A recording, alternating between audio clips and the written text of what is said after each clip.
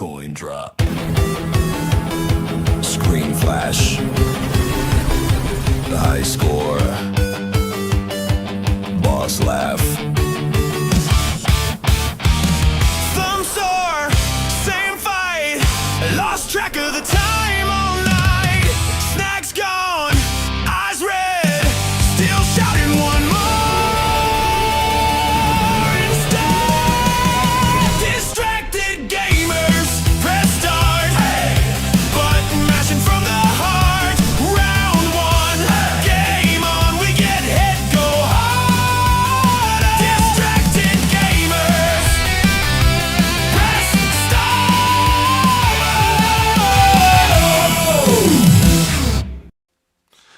We are back once again for episode 104. I'm trying to be overly excited because that's what YouTubers are supposed to do. Yeah. What's up, you guys? What's up, you guys? I'm about to give millions of children free water. I'm doing a Mr. Beast reference. It's irrelevant. Yeah. I'm going to get some really great veneers, and they won't be obvious. I am always excited when we get to have the podcast, but we have to interesting conversations, stuff that's going on, and the news never ends forever. Never. There's always something happening. There's always something happening with me, Jason. What's always Ross, funny about that is Silverado. there's that reference like 1967 or whatever. Nothing happened here. It's like since then, it's like there's never been a day without news kind of thing. I think it was like 50 years earlier than that. It might have been. I don't remember Regardless, the exact day. we have a lot of stuff to go through. We have now wandered into the mysterious, grungy black market of the city that is yet to be named. We don't know Hey, where it we're could be at. on a planet far from Earth kind of thing because we were in a spaceship. That's true. I mean, we could have just been going for a trip around the sun. We could have come back. I don't know. My head lore is still developing the world that we live in. And slowly will do so. Yeah, so a lot of stuff is going on this week. And if you're joining us, we have a lot of stuff to talk to. This specific news is, believe it or not, yesterday.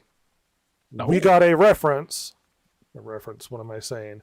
We got a reveal of a second video of a logo reveal for the next Xbox called Project Helix at the moment. Oh.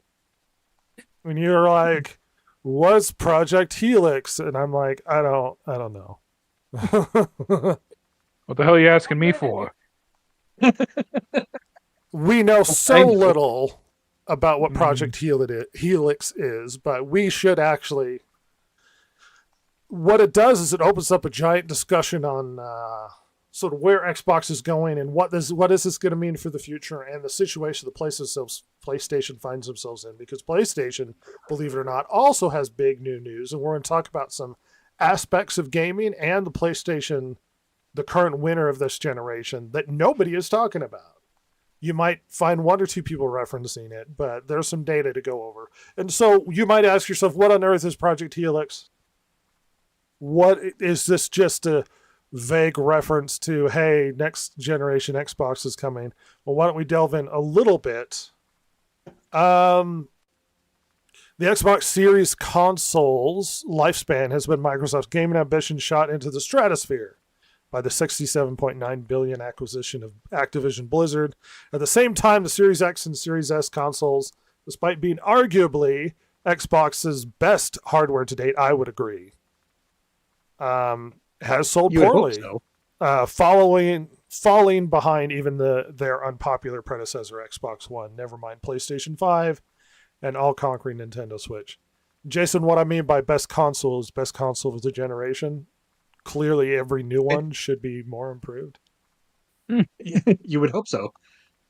The point being is, it's just like the 360 had great games, but it was busted out the gate and had problems. That's true. I mean, the Red Ring of Death and everything was definitely a black eye for the console. The Xbox One come out with the Kinect and all of the bad reputation problems, and they kind of had to rejigger the direction they were going with. That disastrous E3. Yeah.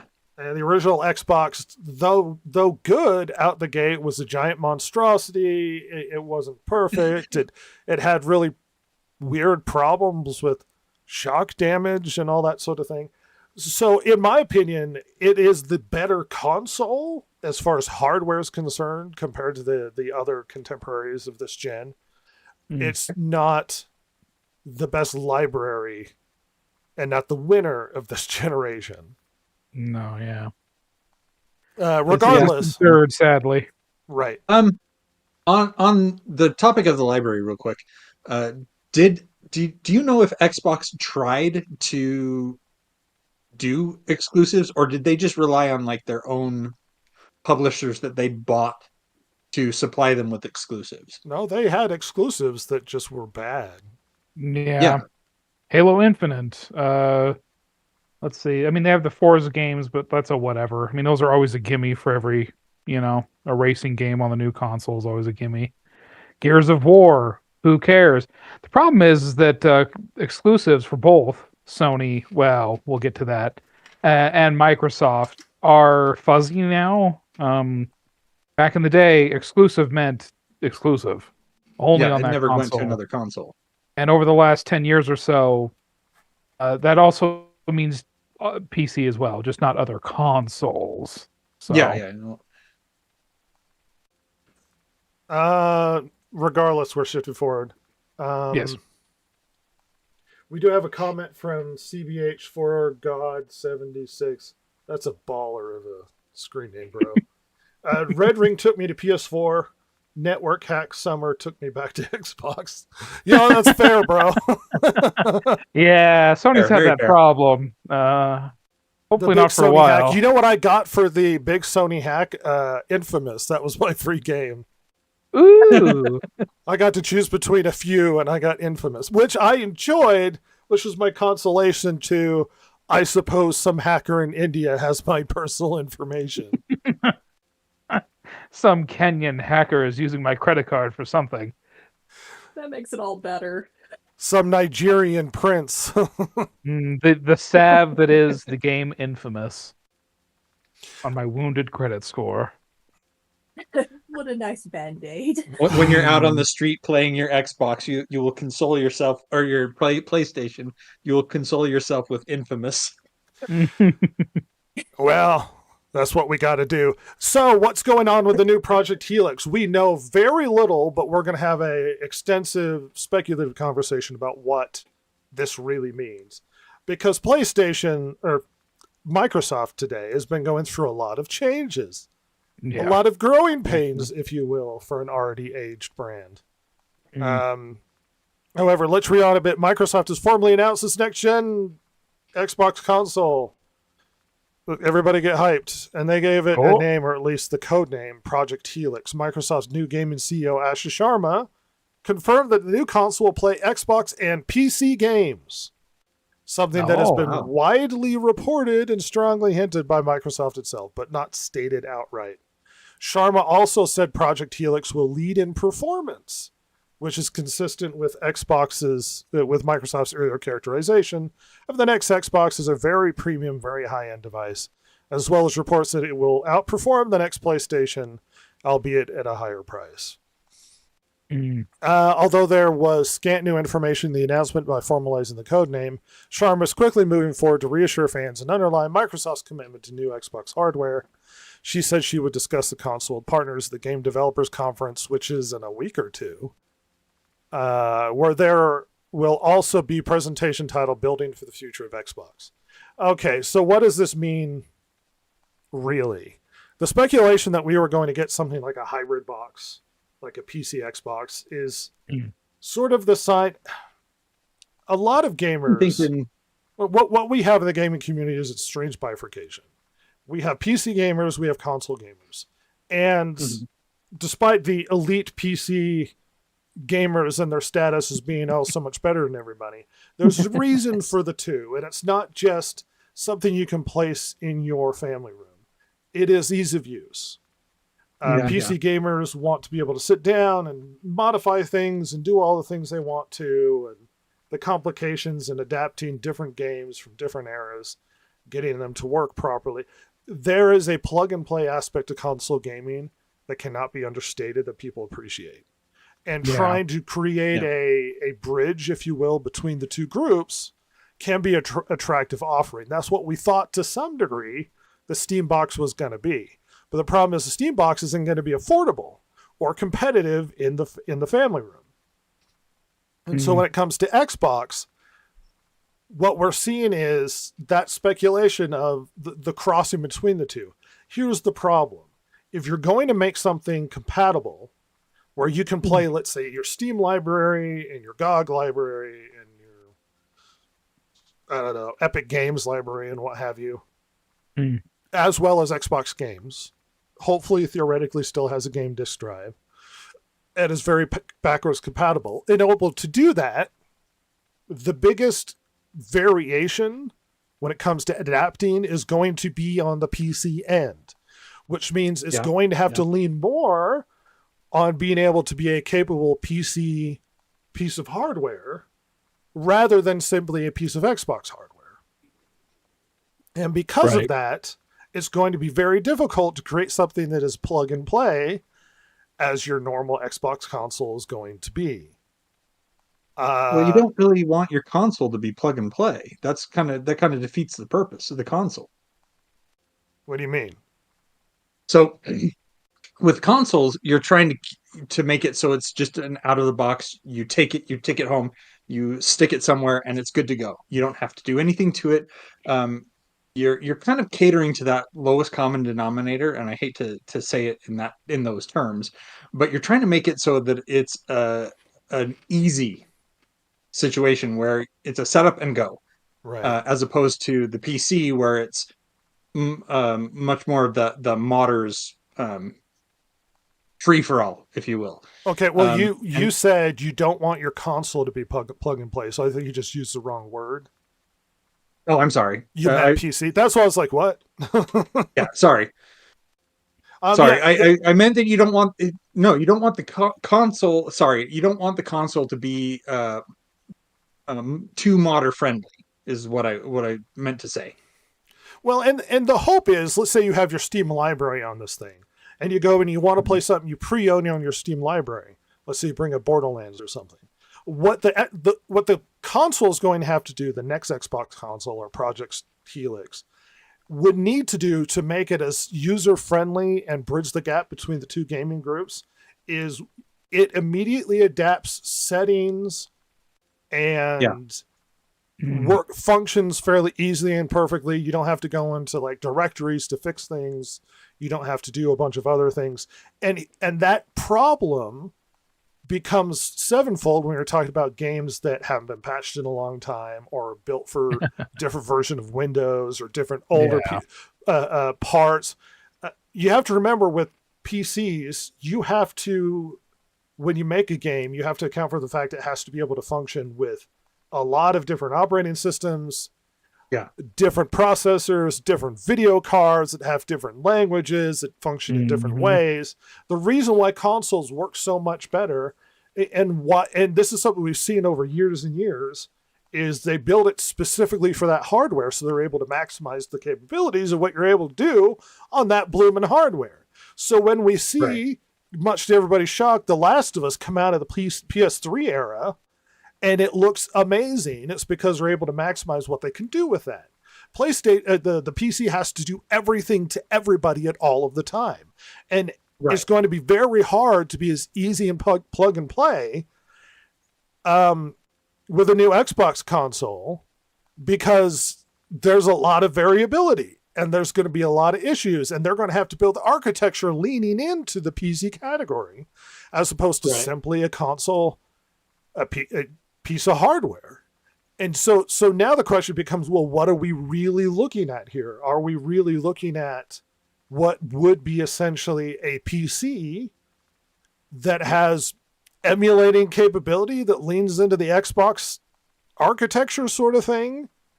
Is it more going to be a PC I mean, how much adaptability do we have, and is it going to be functioning like the Windows 11 architecture? Because Windows 11 has not been super great recently. There's been a lot of issues with the software, with security problems, and so on and so on and so forth.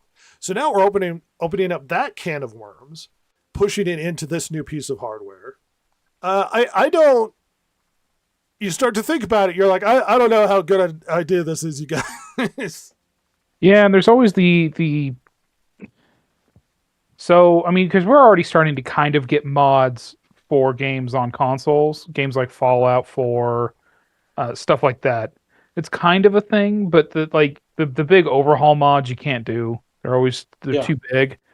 Because then the question comes in, well, which one's getting limited? Like, are you going to limit people to be able to mod their games on PC? Because that's a huge downside for anyone that wants to play their PC games on this thing. Because even like I said, not even in a cheating way, but just like there's this cool overhaul mod I want to try, or there's this mod that, frankly, fixes the game so I can complete it. It's a big thing for them, and I mean, you're right, because the big draw for me over the years, why I kept coming back to console gaming, even though I've done a little bit of PC gaming, is the ease of use. I mean, it's Yeah. huge, and I mean, even recently, I can't remember what game it was. There was a newer game the last few years that if you had a certain combination of hardware, it was just unplayable. It would not work well. It took a couple of patches for the developers to get it fixed. Borderlands 4 was busted with a lot of pieces of hardware. Yeah. Yep. And it's I mean, they're saying it's going to be high end and premium, which I'm sure we'll get into, but like is it going to be so high end and premium that you're not sacrificing for either? Because is that possible? Or are you just going to have like partitions on this thing? I don't know. Well, it gets to the point where high end and premium isn't worth it anymore. And if you're just going to be able to play your games on PC anyway, why wouldn't you just get a PC? I mean, Well, maybe depending a few on cost, $100 more, but because the rumor is this is going to be premium, and we're talking $1,000 to $1,500. Oh my Now, god! I understand the argument of, well, why not just get a PC? But that's essentially what this is, just focused on gaming. right. And Right. that's one of the arguments that or maybe not arguments really, but one of the things that we've talked about on this podcast numerous times is when these consoles start getting powerful enough to rival a PC, isn't it just a PC? And have we then moved out of the era of consoles and just why would we get a console when we can just get the equivalent experience on a PC? We do have another comment. Xbox and Microsoft Windows never really worked separately like Nike and Jordan. Do you mean that essentially Windows software was running in the background on Xbox consoles? Or the integration that they had with, like, was it the Windows gaming and then eventually the Microsoft app on Windows PCs? Yeah. As far as the software running in the background on the console, it's my understanding it was heavily modified. Well, it still might have been like Windows Lite or something like that. That's not something I have a deep amount of information. It definitely changed as the consoles became more updated, that it leaned more on the Windows side. You're not wrong that they're not separate. My contention is Windows 11, the current gen, is not great. Yeah. Oh god, yeah, that's a whole other The thing. integration with things like Copilot and creating backdoor problems and security issues, and not to and we haven't gone into super detail on any of the Windows 11 problems recently anyway. But there's a myriad of issues, and if you're not happy with Windows, and you've had a weird amount of people exiting to Linux and stuff because of the current Windows issues. Yeah. It's not like you can run away on an Xbox console from Windows. It will be there always. It's got to be a part of your life, bro. Listening. being a part, taking notes. You know that somebody will mod Linux so it'll run on on the Xbox Oh, I'm sure. hardware. There's Somebody always that will kind do of lunatic over there. So Well, there's a GUI system. I look, you can modify it, but suddenly it's not going to run proprietary Microsoft stuff, Right, and DRM right. is going to conflict in everything, and it's going to cause a myriad of problems. My guess is it wouldn't function cleanly at all, and would Yeah. simply remove you from being able to use it as a console in the first place. I Yeah. don't know. Setting aside technical issues and the Herculean task of trying to set this up so that it works functionally with a huge amount of games theoretically accessible through your other libraries, and especially since the justification for a console are your exclusives, and Microsoft has been giving away its exclusives like at the county fair like they mean nothing. Oh, yeah. So if Xbox is going to survive as a brand, then they seem to want to be the hybrid console that Steam seemed to kind of try and be. But the justification for going Xbox is its library, and if its library isn't as exclusive as everybody seems to think it is, then I mean, look. It could be that Microsoft is scared by the announcement of the Steam machine and thinking, well, we need to get ahead of that. I guarantee you this thing has been in the works for like 8 years or something absurd. Right, but they didn't announce it. Well, they announced it after the new CEO. Right. I don't think And it was in reaction to Steam. Yeah. And we did have that article, what was it, last week before, where that Xbox dev was saying Xbox is dead, basically. So this could be in response to that as well, saying, no, we're not dead, really. Well, he walked those comments back. Did he really? Yes. Well, he goes, well, I don't think Xbox is going away. I'm just saying. I bet you got a friendly phone call from Well, someone. a lawyer reached out to He him. probably sells Microsoft stock or Xbox stock to some degree. And it's like, Mhm. I don't know about that, bro. You're still under some sort of eternal NDA having worked with Xbox. Bill Gates will not let you leave, sir, ever. Well, and we got another comment before I go forward. OG Xbox games only on Xbox was because they're a majority PC games. Halo, NFL, Fever, Elder Scrolls. PC was not friendly. But now kids carry laptops in elementary school to high school. PC is a lot more accessible to a lot more people. Yeah, it is. You're not wrong. I Yeah. think the plug and play is the issue, and the exclusivity is why you go console. PC has been a lot more accessible. Now you might go, well, it's not that hard to get stuff to work. To me, the plug and play is not that bad on PC. To your average kid, maybe someone who's not who doesn't want to sit there and download their own Windows and modify their own console, it can seem a daunting task to some degree. Yeah. So I don't want to. Well, Yeah. it's not that easy. Whatever. I think is a little bit daunting to some people, and it's just easy to, hey, my 12-year-old, I could just put a console down.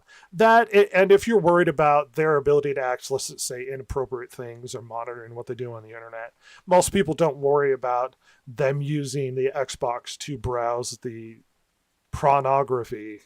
Only the finest way to search my pornography. Well, I said the- pornography. I'm talking sexy crustaceans at the bottom of the ocean. Ross. Oh, well, you would. Love them starfish. Use the Explorer app on Xbox. The finest way to that surf really the web. awkward where you have to use the analog joystick to move it around the screen. It's just a nightmare. So I think current yeah. consoles are plug and play with things like mouse and keyboard, Yeah. I think they are. Yeah, pretty easily.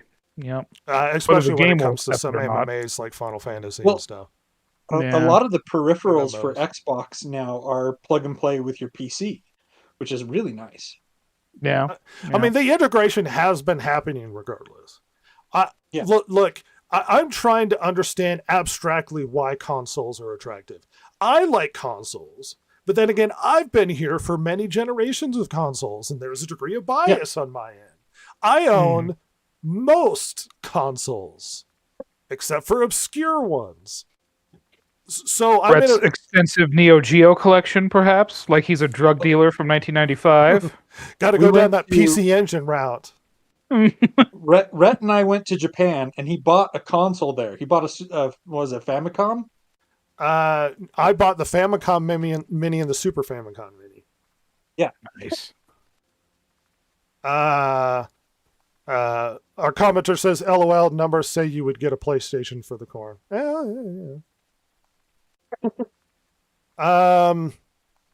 Regardless, I like the hardware. I collect to some degree. There's nostalgia in the eras. I tend not to throw things away. But if the future just looks like, well, Xbox PC hybrid, then it's like, well, I have a PC. Why would I really need, if there's not exclusives that attract me, why would I really need to convert Right. to the do you see my point? Yes. Yeah, one of the things about so I've been an Xbox guy since the first Xbox. And I thought about switching over. I forget which PlayStation it was, 2, 3, I forget. But then Xbox was like, "Oh no, we're going to be backwards compatible." And I'm like, "Okay, well that'll mean I can still play the games I already have." But the fact that you can just plunk it down, it's really, really easy to just turn on and play. You don't have to worry about finding drives and making sure that all the little tweaks are optimized. I mean, I have some games that on PC, the first time I played them on PC, they didn't work 100% correctly, and I didn't realize it until I tried to play it later on a better PC, and suddenly there were these cutscenes that I didn't remember from the first time I played through the game. I'm like, wait a minute, where did this come from? And so the fact that you know the hardware and it's never going to change. It's basically going to be the same hardware, and like you said, the game comes optimized for that platform. It just makes it so much easier. You don't have to, and if you have little kids, you can throw them down in front of the game and turn it on, and you don't have to bother about, okay, well, I gotta keep monitoring them because they could close this game and get on something they're not supposed to, um, or you know, if I'm working on my PC, they want to play a game, well, I can just say, well, the Xbox is over there, or vice versa. If I have kids that are old enough that they're doing homework, maybe they're using the PC, and I'm like, oh, I can play a game. It's really easy. It's that ease of use that makes it so attractive. Right, and I think I think we've addressed how valuable the console is in that regard. I would like to actually discuss sort of what this means overall for the hardware. I don't know. Look, if I were to try and plan Xbox's future, and I talked with this about Ross earlier. Hmm. I don't know if a hybrid console is really direction to go, because you're just diluting your brand. Like, what does the future of Xbox end up being? Just brand software, your subscription service to access their library? Yeah. Like, are they Yeah. just going to be the maker of a somewhat affordable PC-ish thing, and then also Game Pass? Their Right. Game Pass, and also we make some odd hardware here and there, but it's an Xbox, whatever. It's a PC. It's whatever. It's all the same thing. Game Pass works on PC. But if it's Xbox everywhere, which is the plan, and then that Mhm. access gets pushed onto PCs, Yeah. then why do I have to buy the hardware if I can do it on the PC as well? Yeah. Then it's just a subscription service. And if that's the way they're going to a subscription service, I'm done. I'm out. Oh, and they are.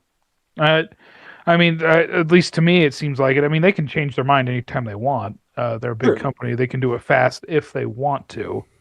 Um, but because that does bring up a good question. So they have made it to where they don't really have exclusives anymore. Because I mean, now they're even announcing things going on to PlayStation, such as the Halo remake and Gears of War remaster remake. So, but on top of that, I mean, it's been a PC thing for a long time, especially with Game Pass. So it does bring up the question, Rhett, that I think it's a good question.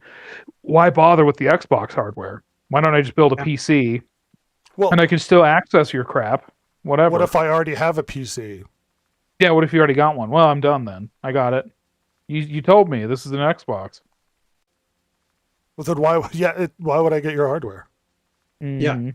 Because I like your brand and I have brand loyalty to a billion-dollar company? Those plucky As little we've said Microsoft multiple boys. times, they Yeah, need to those- get earn our loyalty every single time they do anything. No, no, come on. Microsoft, they're just a small mom and pop operation. You know. No, by the way, I think I brushed over the comment. I'm very aware what people do with their PlayStation consoles. My point being, it's not as easy. A lot of people have smartphones now anyway. Using your Yeah. PlayStation for that sort of thing is really weird. You know what I mean? That sounds like a very strange, specific, like 11 or 12-year-old doing that situation. Like, I don't have very much access. I'm going to slowly type into the browser or whatever. Yeah. I mean, one of the nice things about the Xbox and the PlayStation is that if your kids are going to be on it, you can give them uh, an account with restricted access to certain things, so they can only look up like age appropriate content, which is kind of nice. But It You can can only still be restrict that- so far. true. If your And, kid's smart enough, they get there around are ways things. there are ways to get around it. I understand, but you do make it harder. It's the obstacles, bro. Yeah. Regardless, on top of that, I'm not so obsessed with trying to bridge the gap between PC and that, like to reach the hybrid, as a lot of people seem to be. I don't think it's that necessary. You could just you could get a computer and put it next to your television. Yeah. It's not that vital. There's a reason why people go to console. Now, if it were me and I was trying to find a way to sell this generation, look, I know every generation by and large with consoles has pushed, a lot of the push has been graphics and hardware. Every new generation has to be the best looking thing ever. And the contrary to that is Nintendo still puts out fun games that don't have to have 4K bloom and anti-aliasing and you know whatever else has to be attached to it. How many particles can we fit on the screen? That the games are still just fun and good. What was their last competitive was it the GameCube? Was their last one that was like kind of on par with the other ones?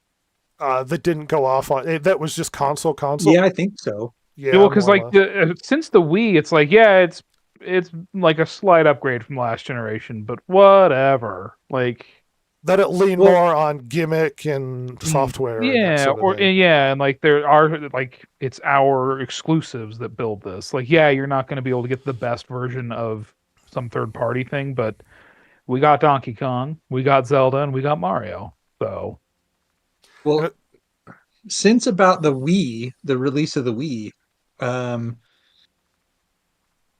people have been kind of saying, I'm going to get me my Nintendo, and which other console do I want? I don't know if that's still true. That was true last gen. But I do know that at least with up till the Switch 1, that people were still kind of going, well, I'm going to get me a Switch. Now, which other console do I want? We got a new comment that says the smartphone did take out disposable cameras and Walkman.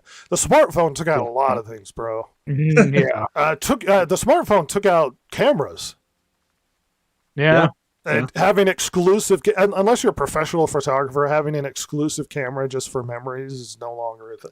People just have their phone on them all the time, and then take pictures and video stuff they're never going to look at again anyway. Just live there on a memory card forever. Yeah. Yep. Half the space on my phone is just 40 billion pictures of my cat sleeping or whatever. Silver. Never. No. She knows. Of course she does. And it's really hard to take your PlayStation into the bathroom. Yeah. Up until recently, Rhett. Well, not undo it. Well, yeah, PlayStation Portable, that is a thing. I'm streaming PlayStation right to my toilet. There should be a better way. There's got to be a better. Just the horrible image of a guy balancing a plugged-in PlayStation in one hand and a TV in the other. Just cables running under the door and it While doesn't sitting shut on the fully. toilet. Yeah, there's got to be a better way. Well, we got something for you. Sony, hire us for the next big ad push. All right, we got you. Guaranteed tens of buyers. Tens of buyers. By God, it'll be huge. We're trying to get those bathroom gamers. All 10 of them. Yep. Well, and strange surge in hemorrhoids. No. apply directly to the forehead. What I would do, this seems counterintuitive, is if you have a Steam library and you're going to play it on, and you already have a PC to play games, are you really selling an Xbox to get people to buy more Steam games? Yeah. Is it really that necessary to have a hybrid console? I mean, when a lot of stuff is becoming cross-gen anyway. If it were me, it seems like this is a prime opportunity to lean hard into the exclusives and to the Xbox experience. What I would do, as hardware is becoming more expensive, as accessibility is shooting up. Like I was saying before, alluding to before we got off track, hardware is always pushed by the need to get better looking stuff. You have to have more graphics. You have to have better resolution, et cetera, et cetera. I don't think this is necessary anymore. Things have kind of leveled out. It's like, well, it's got to be 60 frames per second. And it's like, 30 is still livable. So what if the next generation console is not a massive leap forward? What if they lean hard, especially with tariff drama and the spike in RAM and video cards and whatnot? What if they lean hard into affordability and they make the console just accessible to the entire PlayStation library, and they just make a smaller, more affordable, more accessible console? They even try and aim for competitive at a $400 price tag. You talking Or even a Microsoft? 3, heaven forbid. And it's not even that much better if even on par of the Series X. And that your new architecture is really just affordability, Game Pass, and making games that take full advantage of the hardware, because they're still going to look good. Oh, yeah. Yeah. It's not that big a crisis that, well, look at all of the numbers. I mean, look at the PlayStation 5 Pro. It didn't sell as well as everybody expected it would be. And most of the games still take advantage of it. There was a big leap forward from PS4 to PS4 Pro. Like, you could see a qualitative difference. PS5 to PS5 Pro, I can't see a difference. So what if you just leaned into exclusive console hardware? Do exactly what people want a console to do. Plug and play. You get fun games on there. Just everything you want to do. Everything is on there. Just go, hey, we own Bethesda. Remaster of all Elder Scrolls. Boom. You can now play Daggerfall on your console.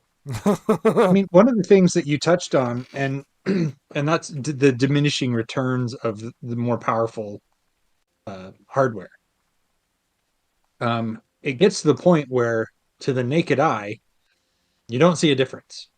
And so if you don't really see a difference between the previous generation and the current hardware they're pushing, is there really a difference other than you're trying to now charge me $100 more than you were yesterday? We got a comment. Maybe PlayStation and Xbox are looking at the Steam machine if specs aren't an issue. Depends on the price. Price is going to matter a lot. Yeah, it will. And a lot of word we're getting out is the Steam's probably going to be 1,000. The PS6 probably is going to be out for another year or two because of hardware limitations, and it's probably going to cost a load of money. And we're going to start pricing. We have a lot of PlayStation news. We'll actually counter a lot of people's preconceived notions on what's actually happening in the console generation. But to round out our Xbox conversation, it's like, is it really that necessary then for this to be a hybrid? What if you make it affordable? What if you bring as many games in as possible? Now it's got to have exclusives. Yeah, I was going to say because you and I were talking earlier, and there's an opportunity here, kind of industry wide, that I don't know if anybody will take, but that because of rising prices of RAM, and we were just getting video cards back to normal, well, ish, and then the RAM went crazy.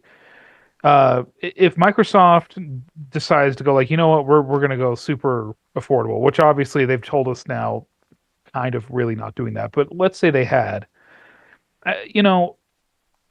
maybe developers will actually start to, streamline their games to the point where they can play on more things. They don't have to be so greedy and resource heavy. That would probably require them not to use Unreal Engine 5, which is the band-aid of the gaming industry. But, that would be really nice to have like games that are actually made with quality and not just slapped together and big bloated pieces of crap. Because good Lord, it's just absolutely gotten ridiculous. And I think you're right. I mean, the exclusives thing would be huge. And earlier this generation, they were in a position to do that. To have like, hey, look, we're going more affordable, and you know what? We got exclusives. We got games you want to play. How about Elder Scrolls, whatever? How about the other Bethesda games? Oh no, Starfield. But like the problem is that everything that those, whether it's Activision Blizzard, whether it's Bethesda, or ones they've already owned, like 343 Studios, I guess Halo Studios now, they all suck, or at least are disappointing. They're not quite up to snuff, and they've kind of burnt that bridge. They've played that card and it didn't work. So unfortunately, because I like that idea, like Xbox going affordable would be amazing. I think that'd be really fun, kind of taking more of the Nintendo track, but Yeah. because the problem is now with the exclusive thing is, like you mentioned earlier, Ed, why would I go with a combo machine when just the PC can do everything that does? You have to. I think you really hit the nail on the head with you have to justify your console. Sorry, Jason. Go ahead. I was going to say you really hit that nail on the head with they should focus on the Xbox experience. The thing is if they make a console that's too close to a PC, like Ross was saying, wouldn't I just go with the PC? I've already got one. It'll do all the stuff that I want. It's already more it has the potential to already be more powerful than what we would get from the Xbox anyway. And you really need to have that, like you said, exclusives. You need to focus on the Xbox experience. What do you bring to the table that I'm not going to get on my PC or on this other console? And if you can really nail that down and really, really make that something that people crave, that's going to drive them to your console. But so far, all I'm hearing here is you don't actually want me on your console. I should just abandon you here and now and move over to PC and join the PC master race, as they say. Well, how about this bit of news? that might encourage you to stick around on Xbox and how great it is as an exclusive. Did you know that Xbox could be featuring integrated AI and human helpers to take control over challenging segments in your game? Ew, the journalist mode. Gross. Is this the AI version of letting your big brother do the difficult part for you? Just a lot more sad. Hell. As spotted by Tech4 Gamers, the State Management for Video Game Help Sessions patent describes a process where control of a game is temporarily transferred from the player to a helper. This would allow pre-approved human player or trained AI model to guide the player through a frustrating segment, such as difficult boss fight or complex puzzle, before handing control back once the segment has been completed, allowing players to receive help without having to leave the game, check online guides. Interestingly enough, the patent also covers other use cases, such as in racing games where control would give to another player or an AI model on difficult tracks before returning to the player. Asha is she comes from AI. Yeah. Yes, that's true. Does this encourage you to stay Xbox? Well, I've always told you, Rhett, I'm probably going to get this next console, Xbox console, and then that'll probably be it for me. With everything you keep saying, it's less and less likely. I don't see why they wouldn't bring this also to PC. Oh, they will. Well, I don't see it as an attractive. I mean, No, there it's have been not attractive complaints at all. for years and years when it comes to From Software and the games they come out with that are just too difficult or too hard. Or the point of the game is difficulty. That's the point of Soulsborne games. And when people complain, well, it's too difficult and it makes it restrictive and that sort of thing. Soulsborne was refreshing in a generation where things were becoming like cinematic experiences and the playing field essentially leveled out. And you were more there for your fun movie experience rather than for a difficult challenge.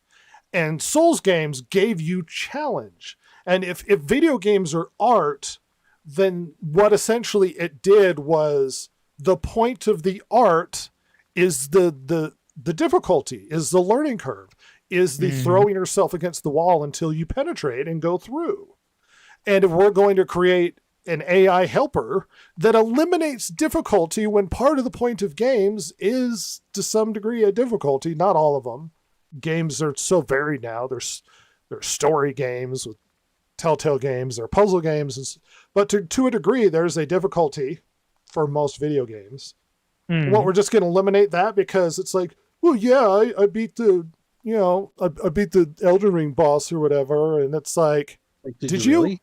Did you really? Was it difficult for Did you? you let your AI helper do it for you? Well, it looks like great minds think alike because our comment is Souls-like and roguelike gamers might not care for AI help too much. Precisely, because the point is it's hard. It's supposed to be hard. So now we're just going to eliminate that. Like Ross said, is this the game journalist helper where that guy got stuck in the Cuphead tutorial because he couldn't figure out how to double jump or whatever it was? Jump then dash, and he just could not do it. This complaint has been something leveled at movies too, but the common denominator issue where you're aiming for general audience and you kind of dilute the value of what you're doing. Yeah. Well, Souls games are too restrictive. We talked about that issue earlier where Souls games are too restrictive to people maybe with disabilities and that sort of thing. That's really unfortunate. It's the point. It's supposed to be hard. Not everybody can do it. They just can't. Not everybody's meant to play the hard games. And if you feel like the difficulty pushes you out of experiencing the story and whatnot, well, it does. It pushes you out. The accomplishment is the point. Yes. it's not satisfying. If that's why there was a lot of complaints against Elden Ring, because it was probably one of the easiest of the Soulsborne, especially when you could play it with other people. Then suddenly the bosses get a bit busted because one can take the boss's attention and then the other person can hit him, sort of thing. I mean, okay. The thing is that I see that as a game mechanic as opposed to you're eliminating the difficulty. Just because you're getting help to get through it, Jason, bosses are not capable of handling more than one person. True. They get confused. This is not a game mechanic. The boss becomes like assy when you get suddenly they're not as difficult. Now, some bosses still remain some sort of difficulty, but beating it as one person as opposed to two is a gulf of difficult. And a lot of people actually talk about how summoning is not really beating Elden Ring. I'm not that restrictive, but yeah. Bosses actually sometimes get busted. But then again, Souls has a history of being broken when it comes to bosses, that you're just unfair on purpose. AI is going to solve Xbox problems. You feel something, Silver? I was just thinking about how we made our way through Elden Ring by doing that, just two-person busting. Well, but we wanted to have fun, like play Elden Ring together. Yeah, I know, but it was hilarious. They, for some reason, could not stand up to patriotic music. It was great. We may or may not have reduced who's singing patriotic music when fighting bosses, and it got difficult. It might have been late night silliness. I can't explain it. I don't know. All I know is once the music started, we won. Damn right. It was great. Now, you might be sitting here going, well, PlayStation doesn't have these problems. PlayStation's doing fine. Well, I'm going to bring up some information that might make you rethink what's going on in PlayStation. Shocking amount of information. So PlayStation's the big seller this year. This, what'd you call it? Season? Yeah, this generation. Well, it's the strong second place compared to the horribly dead third.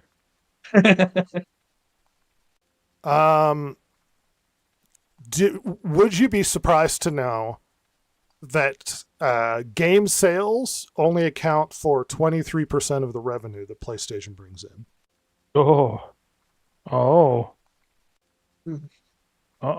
That is a bit surprising. I don't think this is that different on Xbox either.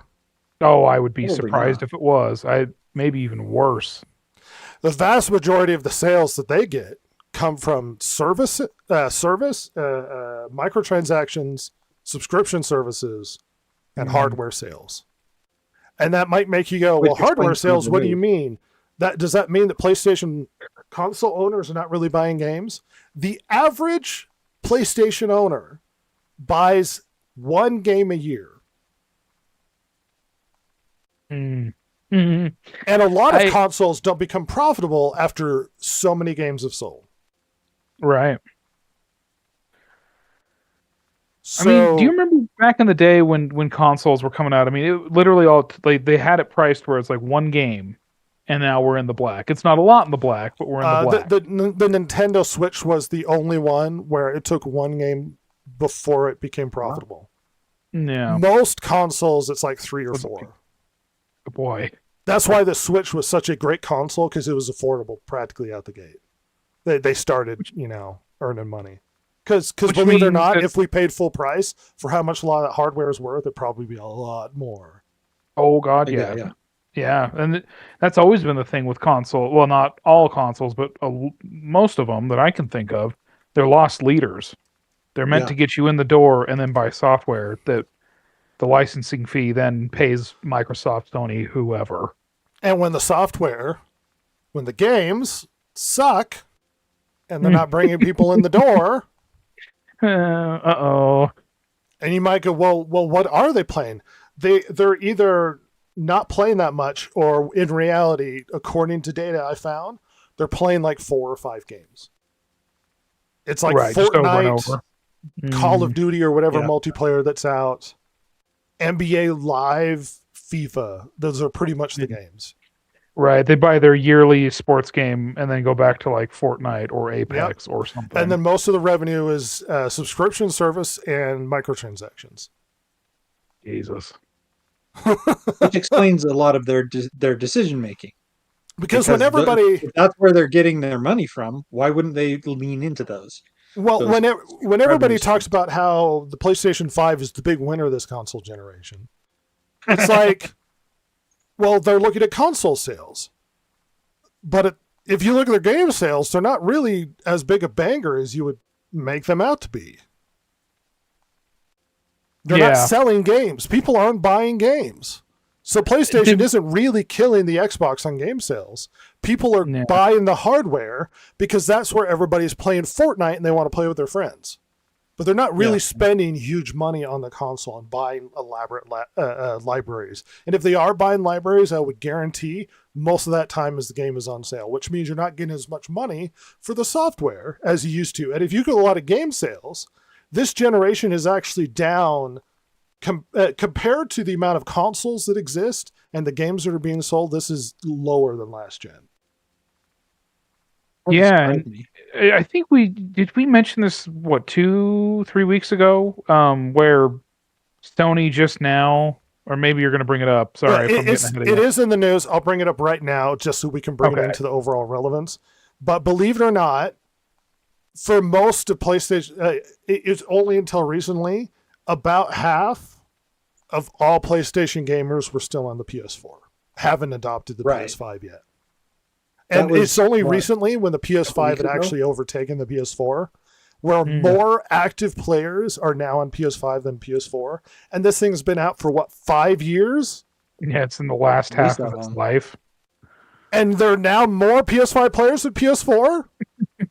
Why are people still on PS4? Because there's still good games on PS4. I could still play Fortnite on PS4. Maybe the PS5 is too expensive and there's not enough first-party justification to move over. Yep. And if I can play my live service games on the previous generation, why would I fork out money to upgrade to the new generation?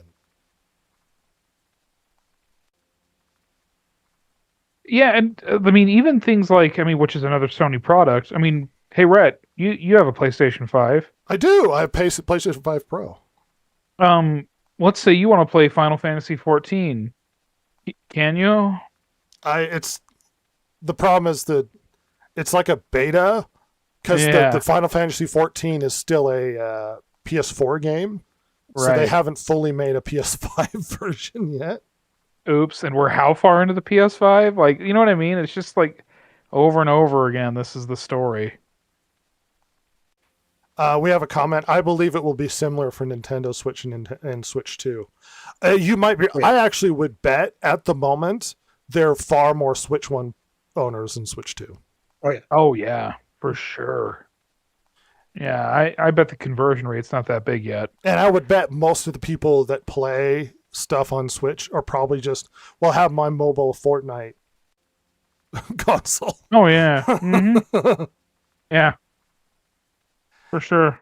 And so at this point, it's like, do we really need a PC console hybrid? What Xbox could do is make it affordable console that leans into the multiplayer community. Be the Xbox Live console that it always used to be. Make it super accessible and easy to use, and make it the console for those Hyper 5 games, and then make it super available for everything else to attract all the other players. Because if only about 23%, and I'm being generous because 20% are digital sales, 3% are physical. And if it was only about 23% of their sales or games, they sell, let's look at the number again. Let's see, hardware sales are 24%. They sell more consoles than they do games. At least percentage-wise as far as their revenue.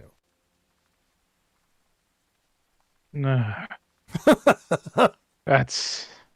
So is this a healthy generation? if you are attached to the single player experience or new games and stuff. I mean, if you're looking cynically at revenue, why don't you just sit on, well, our PlayStation console is going to be the Fortnite box, your FIFA box or whatever. Come get your Madden machine. I mean, the thing is that if the Switch is the only console so far that has made sense to buy because of affordability, and not just affordability, but profitability for the company, where one game pays for the Switch for Nintendo. And so any more purchases that you make is just gravy for them. Then that to me says there's a huge opportunity here to exploit. And that's like you said, make it a console that's affordable and really lean in to the experience and the exclusives.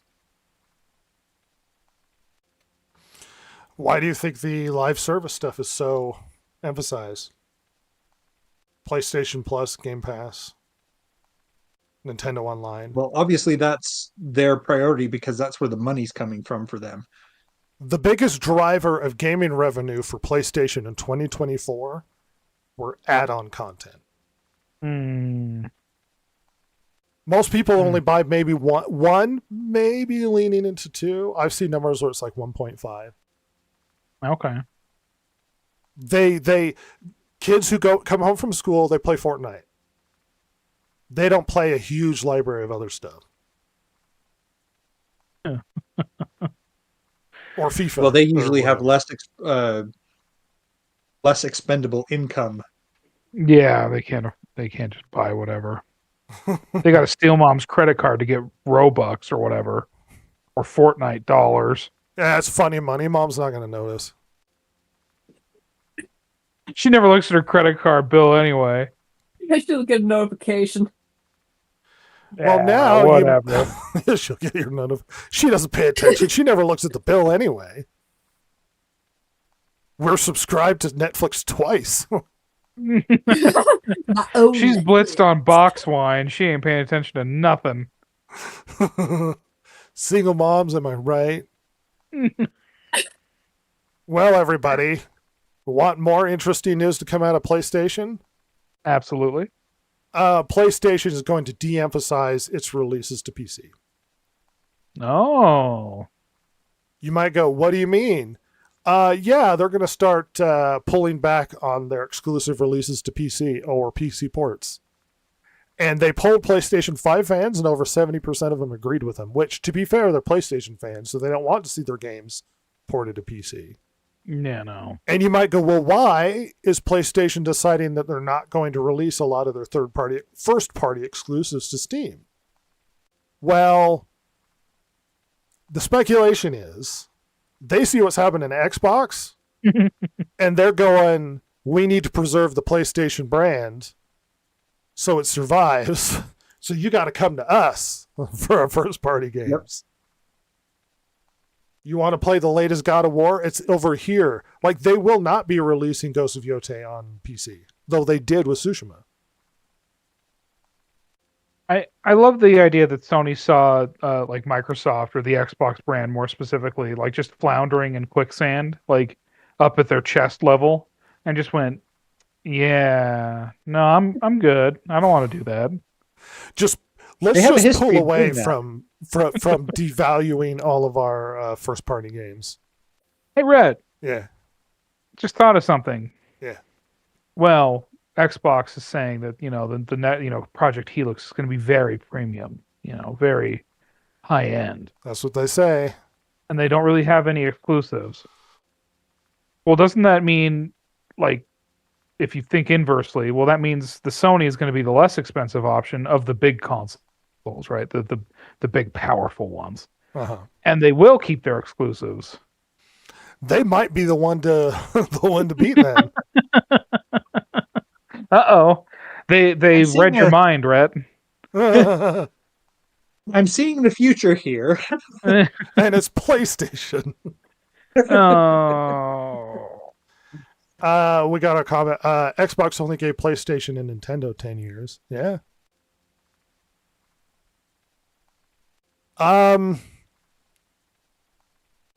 Well, do you know what the internet is now speculating recently on why PlayStation is moving away from PC ports? Why? Because of Because they hate their delayed fans. releases. That's Oh. what the internet seems to think now. Oh. It's not because it's more profitable for us to do this. It couldn't be that.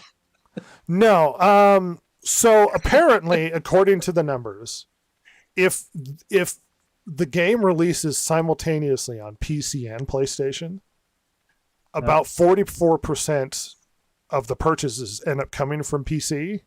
But if it's delayed for PC for a while, the game ends up being about 13% of those buy it on PC rather than on PlayStation. And they think that this is why they're pulling away from PC, because of the timed exclusive problem. I would argue that because of the timed exclusive, people get to see if the game is any good and then decide not to purchase it on PC. Yeah, if they Point they there. had a plan for Yote to go to PC, I have a feeling it wouldn't sell as good. Yeah.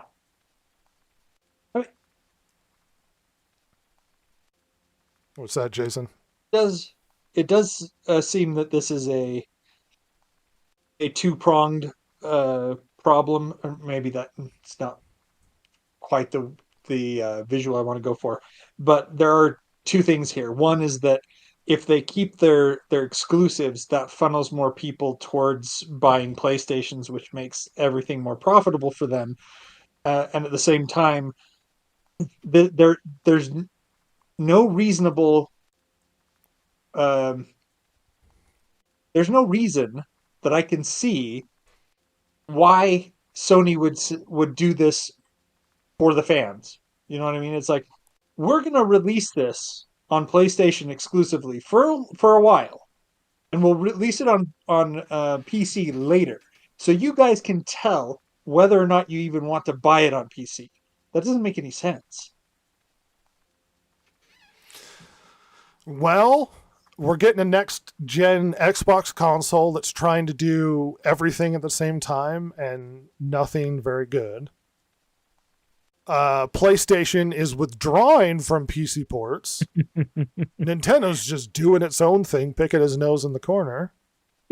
And Steam, selling way more. And selling way more. And Steam, in an opportunity to capture the living room and be competitive with consoles, decides to price it at a PC price. Yeah. Everyone's making really good choices, you know? Well, guess what, Roz? One bit of news, still not. New hardware from PlayStation. That's right. What's this new hardware?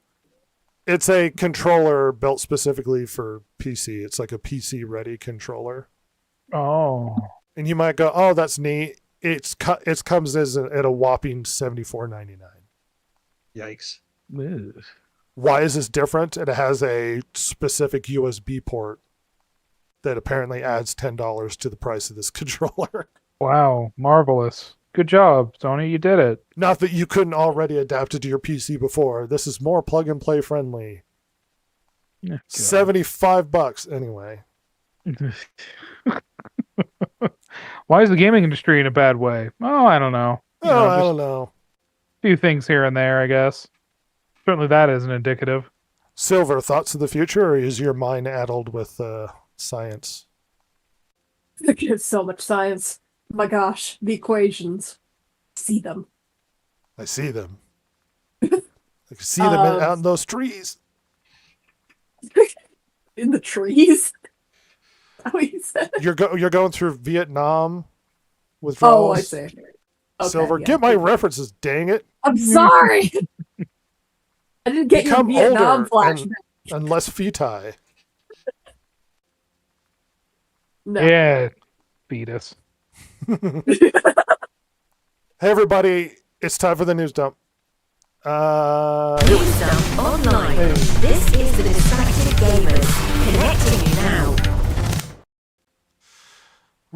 new stuff. We're going to go through a lot of news really quickly as opposed to our one premier marquee news. Just so we cover as much bases as we can. If you haven't done the news dump, we're going to blow through a bunch of things to catch us up all on the week. Firstly, it looks like we're going through old news. We had a lot of conversations about Highguard recently. Ooh. So, Ross, how's Highguard going? I bet really well. Hundreds of thousands of players. How's it going? How's it doing? Highguard to permanently shut down on March 12th. Oh, After they released their first extendable content or whatever DLC. It was a free update with a new character, weapon skins. They're just throwing out everything that they were working on because this game's disappearing. no. Time to buy. Remember when Concord died and for some reason people were buying Concord even though they won't work? They're buying them up on like eBay. I sure remember there was a certain other podcaster out there that was he on air went to Target to go buy copies because it's gonna be worth something. I'm gonna have sealed copies, and it was partially a joke, but it was very funny. Concord might be one of the biggest fails in media history, depending on what numbers you believe in the cost. Yeah, it's shocking. I don't know. Is there any? I took a peek, but I was mostly looking at the main articles at the beginning of the day. Is there any marathon news on here today? Not that I have, no. Well, it's interesting. Just to bring up briefly, I just real quick, and then we can move on. Uh-huh. People are comparing, marathon, it's not doing as well as they probably wanted, and I don't think I want to buy it, this, that, and people are arguing like, well, no, it's supported by Sony, like, it's a Sony thing. It's like, yeah, so is Concord. It doesn't mean anything. To be fair, I think Marathon is doing better than Concord. I want to make that clear, but it is also getting wrecked by some much smaller games. So, anyway. Our commenter brings up ET. To be fair, with ET, it had no value until they started. Somebody was able to confirm that ET dump theory, where somebody told weird stories about dumping huge amounts of ET copies in a landfill, and then they dug them up, and then they sold those copies, which ended up being worth something because they thought it was funny to sell copies of ET that were found in a dump, pristine, some of them. But ET was almost worth nothing because it sucked. Like, no one wanted it. I don't think Concord, unless they have we throw them all into a dump thing and then we come back 50 years later and they're like, remember Concord? And everyone's like, no. Do you remember console gaming? And everyone's like, no. So what do you mean? Plug my face into the new VR Mega Stream. I just updated my brain chip. Ew, you use your hands? Ugh. So primitive. I remember that from Back to the Future 2, where he's showing off all to the kids. He's playing the arcade game and he's shooting the gun and everything. He's really cool. They're like, that was ew, you use your hands? This is a baby game. Ugh. Gross. Shifting on, hey, Paramount. Hey, guess what? Paramount says its Warner Brothers deal can only work with big layoffs. Great. They're claiming it can work without big layoffs. Everybody's speculating that's not true, especially with how much debt they're taking on. I was going to say, no, they're both in horrible debt. Of course they're going to have to make cuts. Like, who are they kidding? What buyout / merger ever happened without massive layoffs? Yeah, what, you need 2 HRs? Don't think so, pal. Get to packing, Becky.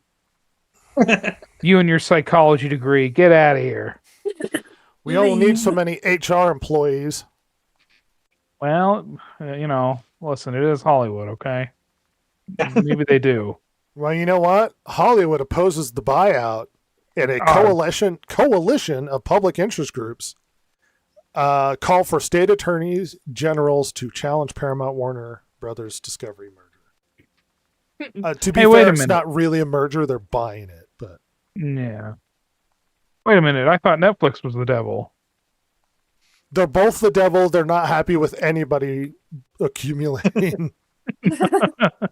To be fair, maybe it would be better if WB just died. In like a And they natural just sold way. off all of their bits and chunks to other people.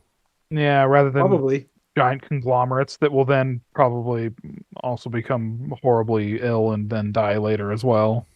Well, and the problem with this is they become mega co, owning all of these different properties.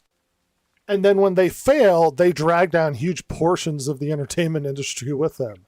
Yep. And it's like, maybe we shouldn't be letting these giant corporations, the antitrust busting that America used to do, but I don't know, maybe I'm insane.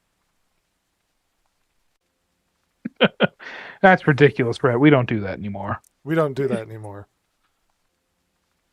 Freaking Teddy Roosevelt is spinning in his grave.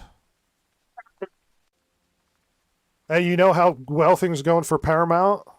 Hmm. S&P puts Paramount on a negative credit watch.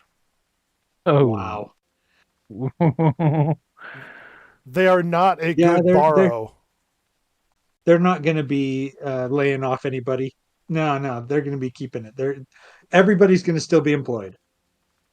You know what I think of when I think of the Paramount situation? How is Hollywood doing? I'm really worried about you guys. Blink twice if you need help. Apparently, Hollywood filmmakers are fearful, and Paramount wins Warner Brothers is a different bidder, same anxiety. Hey, at least that one's a little bit more honest. That quote. Yeah. There's a lot of negative reaction to the Paramount buy. And Hollywood seems to be really unhappy, even though they weren't happy with Netflix. So I don't know what the deal was. Warner Brothers to stick around and slowly die, or what? Mm-hmm. No, I want it to be successful. I want Hollywood to never change. There are apparent plot leaks with Doomsday. I'm going to go over these plot leaks, take them for what they are, as rumor / theoretically plot leaks. I don't know how much of you really care about what's going to happen in the big Doomsday. So much. I've seen all of those movies, Red. Ross has practically seen none of them. All right. So Avengers Doomsday begins in a reality that Tobey Maguire's Spider-Man calls home. He's in the midst of a battle with Deadpool and Wolverine, who have been sent there by Beast with a device capable of destroying the world. Wolverine manages to set the device and stay behind, perishing alongside the web slinger. Huh? Deadpool, meanwhile, returns to his world while we see Professor X watching on with sadness as another planet falls. However, the X-Men had no choice, as similar to what we saw in John Hickman's New Avengers run, which led directly into Secret Wars. You either save one reality or both are destroyed. So you have good guys that everybody loves murdering entire universes. Yep. This is going to go over as positive and well as everybody seems to hope, especially with a beloved version of Spider-Man that everybody still has a huge amount of nostalgia for, Tobey Maguire, which now undermines all of his previous movies when you think about the fact that, he did all of those heroic things to save Mary Jane and save New York and that sort of thing, only for the entire universe to be destroyed. Futility at its finest. Let's move on. The movie takes us back to Tony Stark's funeral. At Endgame, it follows Steve Rogers into the past, where he chooses a life with Peggy Carter. They have a son, Jim, and receive a visit from Loki before the Loki Season 2 finale, apparently. Though we're not sure how this retcon fits into Disney Plus series yet. Loki warns Steve about TVA's plan to prune his timeline. Offers to move them to a world where they could safely hide because they don't exist. Earth 828, the home of the Fantastic Four. Loki leaves the former Captain America with a card he can use to contact him, and he and Peggy and Jim spend a happy 10 years together, which is confusing because doesn't he show up as an old man at the end of Endgame? If he gets moved to another universe to live out his life with the Fantastic Four. I don't understand. Well, obviously that universe gets pruned, so none of that ever happened. So he doesn't show up as an old man is my problem. Well, right, but that universe doesn't exist anymore. Why It's would he gone. come? That's not the point, Jason. His divergent timeline creates new universe where he goes back in past and then lives out his happy life. But the normal 616, he shows up as an old man, which is a separate universe from his happy life with Peggy, apparently. Though it's the same one because he lives out his life to old man. So the normal universe, he gets taken away from and then lives out his life on another universe and then comes back? What? Making a lot of Wait. sense to me. Doesn't that pretty much imply, because they made it a big point to say, oh, it's not actually like, you're not actually going back in time in your timeline. If you go back, you'll still meet another version of you. So Captain America took out himself? Or was he in the ice at that point? And No, then he's he like, returns. okay. He returns. I think he's in the universe twice. He's in the ice and he's living out his dream life with Peggy. Yeah. And so he carries on, and for some reason Loki shows up, which Loki wouldn't give. Why would he Crap. care? Yeah, no. I've seen the entire Loki series. I'm sorry. There's no stopping to visit him. He gets stuck in weird timeline hell at the end. That's what happens. There's no escaping that. But apparently none of this is true because he goes to a different universe. Oh my gosh. And time is relative depending on who you are. Our comment is high Marvel IQ movie. Exactly. Are we going to have that moment in Endgame where the Hulk is going to have to sit there and go like, let's just not think about it? Oh my gosh, that's exactly what they're going to do. They're just like, don't think about it too hard. And it was like, but it makes no sense. The Fantastic Four's first steps post-credit scene is expanded on. Doctor Doom tells Mr. Fantastic about the incursions and the fact that their universe is next. They figure out that someone is living in their reality that shouldn't be there. Visit Steve, who agrees to join them on a trip to Earth 616, where he successfully convinces his world's heroes to help Doom enact his plan. The Avengers versus the X-Men battle is a small part of the movie than you might expect. The fight ensues where Earth 616 mightiest heroes arrive seeking help. The mutant team has survived multiple incursions. You know, these horrible pieces of crap that go and murder an entire other universe. Oh my gosh. So you're telling me that all of this is happening because Captain America was a selfish douche? Yes. Well, and Peter Parker screwed up the universe by merging a bunch of Spider-Man and villains into his. This created a cascading problem of crossovers or incursions into different universes, created weird parallel timeline issues, and so they have to start trimming the tree, if you will. On top of that, Deadpool also caused problems because he kept skipping around other places in his post-credit scene, if you remember. Yes, because Captain America became a selfish douche, he is participant in killing potentially billions of people, if not more. Also, just a little side thing, but if he never did any of that, we wouldn't have the terrible new Captain America with the Falcon. Yeah. That's also his fault. And honestly, they wouldn't have had the timeline go back to time drama nonsense. Wouldn't have been as bad and as complicated if Iron Man wasn't so douchey that he thought that him having a little kid was more important than saving billions of people. That's true. Oh my gosh, they're all terrible. We have a These comment. are the I think the heroes. Eternals show up too. That would be amazing because everybody's forgotten about those douchebags. Absolutely, Yeah, they that's have. Everybody keeps forgetting that there's a no. giant Celestial celestial in sticking the out of ocean, which is so big wouldn't it like affect Earth's gravity? I mean, when China built that dam, they could actually feel it affect Earth's gravity because of the shift of the water it caused. Oh, But, wow. you know, whatever. I'm just insane. I'm being a picky nerd. Just consume That's what product we're and supposed to be. We're picky get ready for nerds. next product.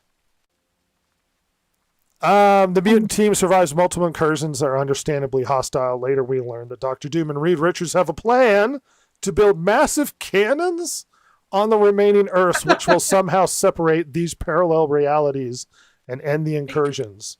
They'll have to split into teams and visit different worlds to place them there. Meanwhile, Steve, now reunited with Thor, tells him he met a Loki who is still alive, agrees to the God of Thunder to take the God of Thunder to his brother in the TVA, which they locate with a card mentioned above. When Steve and Thor get there, they find everyone is dead and Loki has had his heart ripped out. Figuring out that Dr. Doom is responsible, Steve confronts him and learns the villain's true plan to allow the incursions to happen so he can rebuild the universe in his own image and resurrect his dead family. Things get a little vague here, but Doom takes Steve into his castle in Latveria, introduces his masked followers, one of whom is supposedly impersonating Peggy to manipulate Cap. His presence on Earth 828 is what caused the impending incursion in their reality, prompting Doom to conduct killing his wife, child, and leaving him disfigured.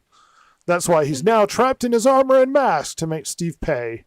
He kills him in front of Jim. He kills Jim in front of him, I'm sorry.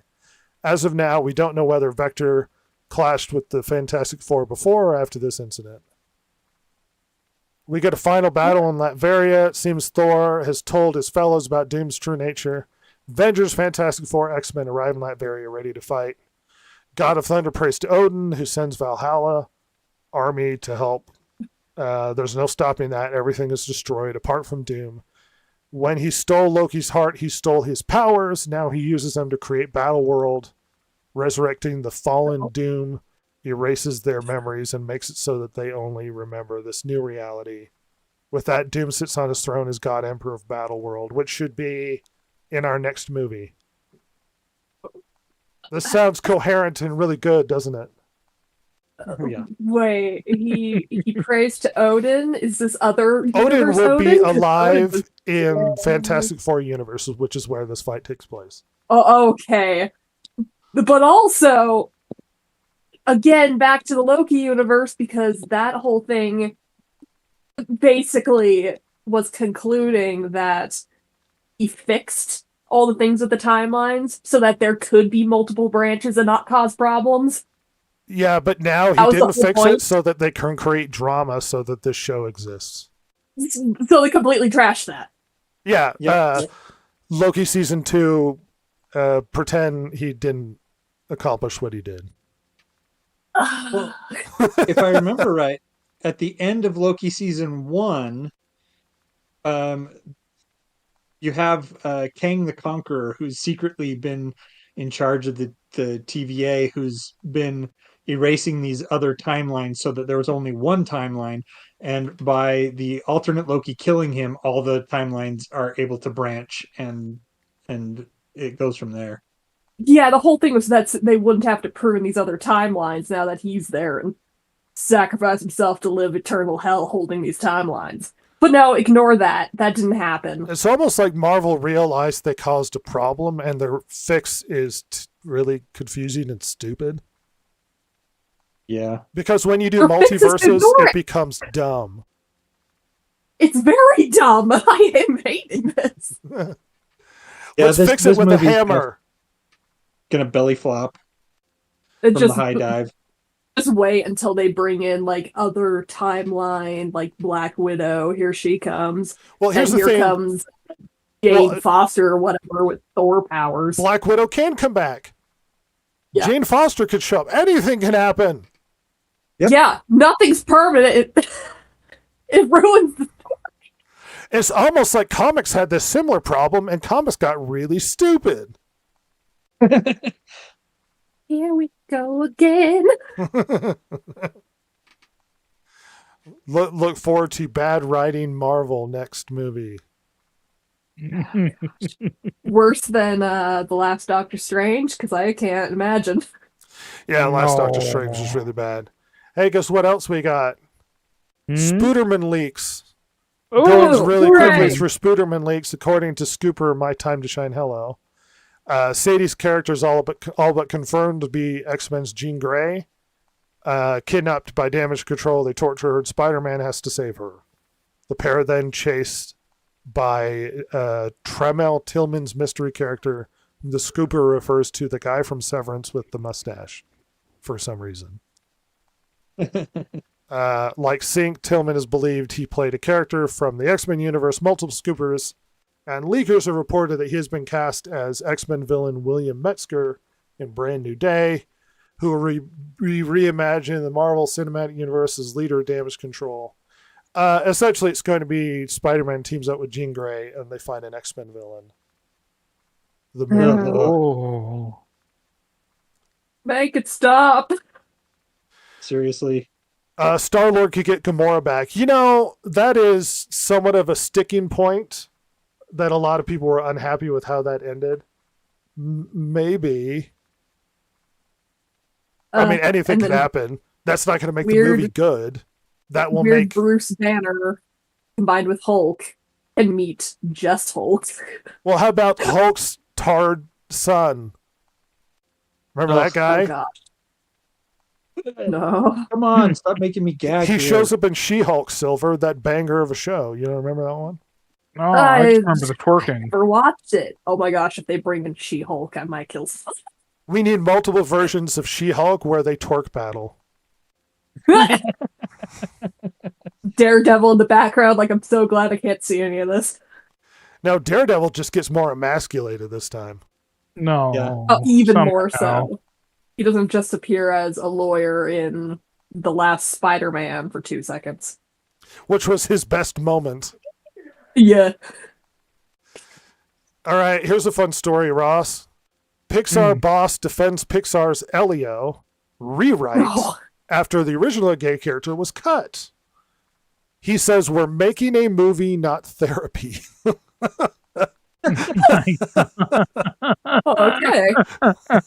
The love of God. Pixar, Elio was gutted from the inside, a victim of executive meddling, tonal indecision, and the post Lightyear panic, because Lightyear failed. That's left the studio skittish on queer representation. At the center of the chaos was Adrian Molina, the Coco director, who, for a time, was crafting something far more personal, though ended up limping into theaters June 22nd. It grossed just $20.8 million domestically. Holy The shit. worst opening in Pixar history. Wow. A Wall Street Journal profile of Pixar director Pete Docter confirms what has been rumored. Elio originally featured an 11-year-old gay protagonist. Molina's version had a pink bicycle riding Elio, who in one scene imagined raising a child with his boy crush. Yes. Wow, I really wish But they would have I made can't that version. fault them. Sorry, Ross. Oh, I really wish they would have made that version. Imagine how horrible it would have been. I can't fault them for saying we're not doing therapy here. We're here to make a movie, because that's what they should tell themselves every dang time. Let's at least read more of his comments. It didn't help that one of the first test screenings of Elio rang additional alarm bells for executives. Audiences were asked whether they'd pay to see the film in theaters. Not a single hand went up. Molina left the project after what insiders describe as a difficult conversation with the Pixar chief doctor. His departure marked a turning point. Elio was reworked under new directors, but the result was a Frankensteinian, neither Molina's film nor a coherent studio product. Doctor defends his decision, telling Wall Street Journal that Pixar believes some parents don't want entertainment to force them to have a conversation that they aren't ready to have, ready for with their children. Yeah. We're making a movie, not hundreds of millions of dollars of therapy, he said. The Elio that is in theaters right now is far worse than the Adrian's best version of the original, said a Pixar staffer. I'd love to ask Pete and the other Disney executives whether or not they thought the rewrite was worth it. Would they have lost this much money? I would bet they still lost money. Who's to say how Probably much? lost more. But people weren't attracted to the brand anyway. No. And he has a point. It's not our job to force you into awkward conversations with your kids. Look, our long-running stance on this podcast is we don't like to get strictly political. I think people are exhausted by the political drama and culture war, just BS. We want to talk about nerd stuff and have stupid nerd conversations. Now, insofar as we don't like something, is when it gets too political, and it damages the brand and the story and the game or whatever it happens to be because it's being too political. LEO was too political. And as much as people care about representation, you're talking about a small group of people. So now you're catering to a small demographic with your heavy LGBTQ messaging, which is going to immediately turn off at least half of the population. And that's guaranteed to not be a massive banger out the gate. Just leave Sleeping Dogs Lie. Don't go hard, especially in a kids movie. Parents don't want to expose that, and he's right. We don't want to create hundreds of millions of dollars of therapy. It turns people off. It turned people off with Lightyear, and it turned people off. They apparently had maybe some stuff in Inside Out 2, and they de-gayed it a little bit, and the movie's good. Yeah. And it sold really well. But if the story got out, it was mega gay before that movie even hit, I guarantee you it wouldn't have done it as well. There's a reason why parents make the decisions that they make for movies, and ostracizing parts of your audience and bifurcating your consumer base and catering to small portions of the population are not perhaps good financial decisions. Maybe I'm insane. Maybe I've gone off my rocker. You're crazy, Red. What really surprises me about this is that they had a pre-screening and they asked people, would you pay to see this? And nobody raised their hand. They probably did this in California, which is a very, very liberal part of the United States. And even Californians said no. It just tells me the movie's probably just bad regardless. Yeah. Let's move on. The Pokemon company is upset that apparently the Trump administration is using its imagery and political memes. Yeah, and then the Trump spokesman used decades-old Clinton posts to accuse them of bias.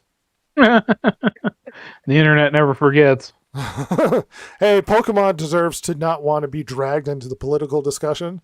That's fair. Yeah. It is their copyright material. Of course, this is coming from Nintendo, who is very litigious.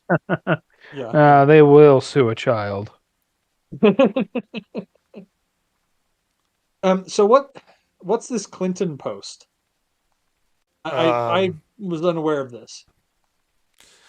I didn't go too deep into the story. Let's see, Hillary Clinton's campaign used Pokemon Go to register voters, apparently.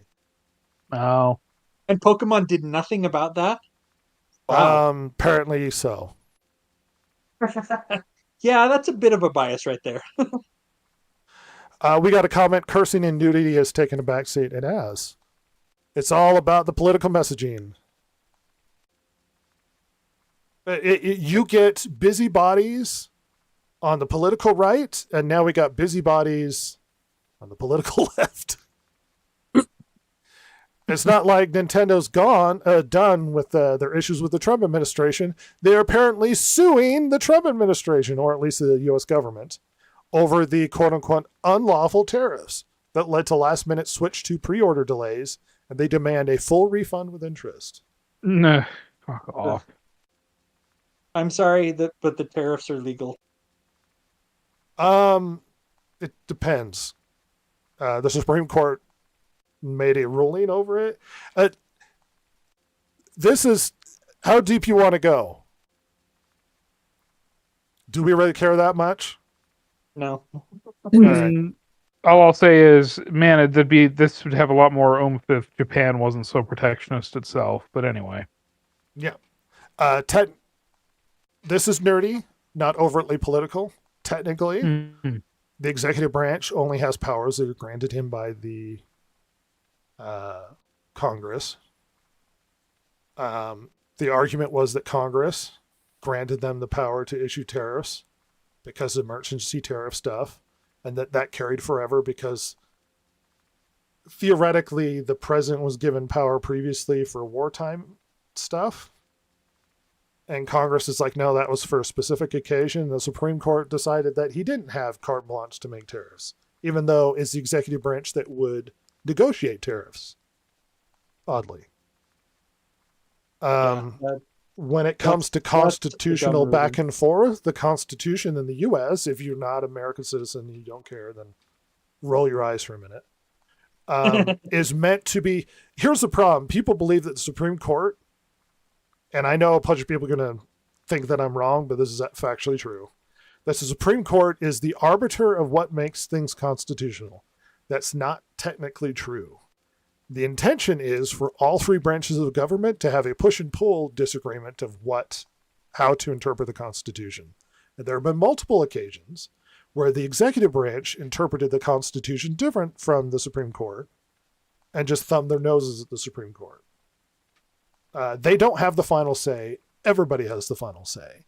And you might go, well, if that's true, then who has checks on the executive branch? The other two. They have to band together to stop the executive branch from doing things. And so when the Supreme Court does something that the other two like, then they band against the Supreme Court. See how that works? Yeah. So it seems like the ruling as of now is apparently Congress did not grant this power. And it's considered unlawful, yada, yada. Even though the president apparently has carte blanche to what do they call it? A blockade any country. So his argument with the denial of Spain having any trade is a blockade. But we've gone down the rabbit hole. I have a political science degree. Let's shift on. David Ellison claims that CNN will operate independently as Paramount buys Warner Brothers. We'll be in the truth business. Good luck on whether or not CNN sticks. What he didn't say is they'll operate independently because we're cutting them loose, pal.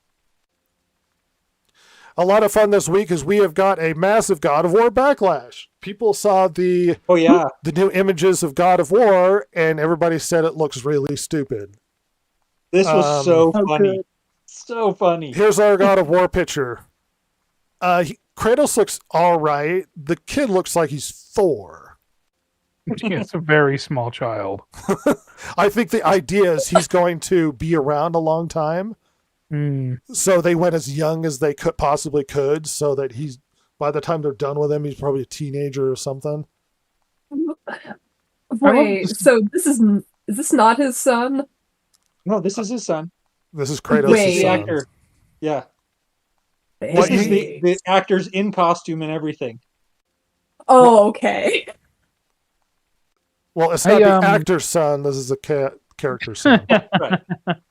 Right. I love that this is what Hollywood has gotten to now, because the shows take so long to make. It's like, well, we gotta have him be around for a while. I don't know, cast a 5-year-old. Like, awesome. I mean, is your complaint that they don't look alike? No, I don't have a complaint. I'm asking Silver. Oh. No, so for some reason the screen is really blurry on my end, and I was like looking at it and I'm like, what's going on? I can't see this kid's face. You think one blur can't have another blur as a child? Hold on, I'm gonna pull up the actual music. Oh, there he is. Nope, I don't like him. Oh. Look at him, he's just a little kid. Be nice. I thought you were going to be weirdly racial, like Kratos is too white to have father that child. But to be fair, his white skin is because of the ashes of his family. Well, I knew that, but I could not get a good look at that kid through the blur. No, he looks like he's 4 years old. It's just absurd. He does. Now that I look at it, actually, yes, he does look like a baby. The actor defending the picture is saying it's out of context. How? It's out of context. Oh, isn't it just a production photo? People are accusing it of basically being ugly Sonic. I mean, People reacted so yeah. poorly to the initial trailer CGI of Sonic that they made them change it. I don't think it's Now they're ugly like, Sonic. I'm not so "Look at bent this out of kid." shape about it. It looks okay. Yeah. The child looks stupid, but Yeah. As someone who hasn't played any God of War, excuse me, it looks fine enough to my eye. I'm not a big. I mean, that is a very small child, though. Yeah, I'm not a big God of War fan. It's fine. I just love that the creator of God of War came out against this as well. Oh. He Oh, boy. basically blasted it as saying that this was an awful image, and it's like, couldn't they do anything any better than like doing this on a sound stage? It was pretty funny. Filings have revealed that Trump apparently bought part of Netflix's debt. Really? The confusion Interesting. being, well, he purchased between $600,000 and $1.25 million in Netflix bonds earlier this year. The timing of these purchases drawn attention as they occurred while the streaming giant's bidding war for Warner Brothers Discovery was unfolding. Yeah. To be fair, though, $600,000 and $1.25 million is not massive. Now, did he really buy them, or did No, his he company buy them? personally, Oh, really? Wow. not the government. He personally bought while. Well, no, I realized the government didn't do it. I was just wondering if it was like Trump's I would not corporation be bought surprised if the government bought part of Netflix's debt, Jason. them. Well, right, but it wouldn't necessarily be Trump doing it. It would be, some entity in the government buying the debt. I was just curious as to whether Trump had any knowledge of this being bought because he was doing it personally, or if his company, that right now is being run by somebody else because he's the president, bought these shares. You're or you're bought asking these- questions I don't have answers to. Trump bought bonds of Netflix. This is the information I have for you. Anyway, the question is the timing involved with the Netflix purchases and what have you. I don't know if that leverages a really big position for them. Netflix stock went down because of the buyout news and went up when it fell apart. Yeah. Everyone knew it was a poison hilarious. pill. All right, shifting on. Interesting bit of news that only one part of the internet is actually going to be interested in. Media Do, a manga company, has bought 7 Seas. Now, you might ask yourself, who were 7 Seas? 7 Seas are the localizer for anime and manga. All right. 7 Seas has been leveraged a huge amount of criticism over the past years now of inserting their politics into the manga that they translate. Ah, They're a very think left-wing company, deliberately changing very feminine men to English having trans identification, which was not actually in the manga. Things like this were a huge problem that leveraged a lot of criticism because it wasn't the intention of the writer. They're simply inserting their bullshit politics to change the intention of the actual written work because they have an agenda, because this is what's been going on in this, country and worldwide for decades now. So there's a lot of people that agree with that identity politics and lean in that direction who seem to be very upset of this buyout because 7 Seas seems unlikely to be doing a lot of the translation for the manga anymore. I'm sorry. I suggest they did anime. They don't. Okay. I mean, to me, this sounds like a good idea on behalf of Media Do. Why? Because they're like, look, you're screwing up all our stuff, so we're going to buy you out so we have control. Well, they could just do it over themselves. what They don't you need do to our buy. stuff. They don't need to buy 7 Seas. Are they? But because they have that. They're probably gives going to them, change the internal politics, but I don't see it as a. Yeah. I mean, I don't see the big move. Why to do it? Seven Seas, I don't see as like a valuable company, but this at least gets them control over these localizations. So if anybody comes and gives localization work to Seven Seas, Media Do has oversight and can say, no, no, we're not doing this anymore. a lot of anime as well as manga companies have been turning to AI for translation rather than Very use true. Western Very true. translation companies. I still don't understand why buying Seven Seas was a good idea, but there are a lot of people who are left wing in this world who are very unhappy with this purchase because it looks like Seven Seas' particular angle when it comes to the politics of translation is not going to be a thing any longer.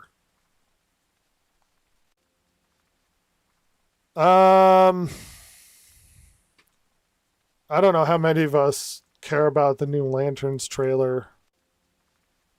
Hey, everybody, No. there's a new Lanterns trailer. Why don't they call I it mean- Green Lantern? Well, the creator of the show made a comment that Green Lantern sounds stupid. That's exactly what he said. Gosh. Yeah. And that really gives me confidence that we're going to get good work out of this. Yeah. Well, if you watch the trailer, it's gritty. There's a lot of F-bombs. Feels Suit, like the nobody Green is, Lantern thing. Yeah, they show a suit in a closet. Nobody wears a suit in the trailer at all. Yes. And in the trailer, they suggest that the lanterns exist as a force for good to do good. And I'm like, well, they're space police more than I don't know about the. You can't say that Yeah, now. You can't have That would be a propaganda. force for good, sure. But, broadly speaking, Man, we got you a can comment. go anywhere, do anything, and now it's just True Detective, but Green Lantern. Yes, True It's Detective, dumb. but Green Lantern. We got a comment. Not sure if I follow this as lore. It's supposed to be fitting into the DCU. So if you care about lanterns in any way, this is the gun vision for the Green Lanterns. the thing is that I'm not going to say I don't like Green Lantern because I've seen some of the comics, read some of the comics, seen some of the animated shows and stuff, and they've been okay. But this to me is definitely not Green Lantern. It doesn't have the right vibe. It doesn't have the right setting. It doesn't have the right anything. This is hey, we're doing a detective show. It depends. Okay, great. It depends Happy on for which you. era of Green Lantern and which Green Lantern. I guess so. This doesn't But feel I just very don't- superhero-y, I guess would be my Yeah. point. Yeah, it has that missing aspect of this really isn't a superhero show. This is just and especially for Green Lantern. You want to see Green Lantern use his powers. You want to see Green Lantern in the suit. And they're not giving us that. So are they actually giving us a Green Lantern show or are they just calling it Green Lantern and hoping that the bait and switch will get us in? I don't think calling it lanterns is going to bait and it feels like to me the director just doesn't care about the Green Lanterns and uses this as an opportunity to make the show he wants to make. It's like when they made The Witcher and they just didn't like The Witcher. They're just going to make a show about the witches and nothing like make The Witcher out to be sex symbol or stupid. Mm-hmm. And so this is just a director using this as an opportunity to make the show he wants to make and doesn't care about the source material. It even calls the whole Green Lantern thing stupid. So, I mean, here's something that'll blow your mind. Theoretically, it's a good movie, just not a good Green Lantern movie or show. It's a show. Yeah. It looks bad regardless. And the problem when you use IPs like this is people have preconceived notions and expectations of what they think this is supposed to be. And when they watch it and they realize this isn't what I understand Green Lanterns are supposed to be, and then they get really upset and then they complain about the show and then nobody watches it and it damages the idea of the DCU. What is Gunn thinking? Well, we'll see if he sticks around with the new buyout anyway. Yeah. There's been a lot of discussion. It's just bad. Do we really need? It's a bad lantern. looks dumb as hell. And my favorite story of the week, everybody, the Burger Wars. So Silver, it's come to this. are you aware of the Burger Wars, Silver? Wars coming? No. Apparently, It's what Fortune we're calling the is New demanding American me Civil money. War. So we've been having a Burger War, Silver. It's a Okay. Cold War. This started out with the new McDonald's burger, and you might go, "Oh, what McDonald's burger?" Well, the CEO of McDonald's was talking about how great a burger is, and he brought out the big old burger, and he's like, "Look, it looks delicious. I'm gonna eat this for lunch." And he bites it, Uh-huh. and it looks really awkward, and it basically looks like he bites the smallest bite you've ever seen out of a burger.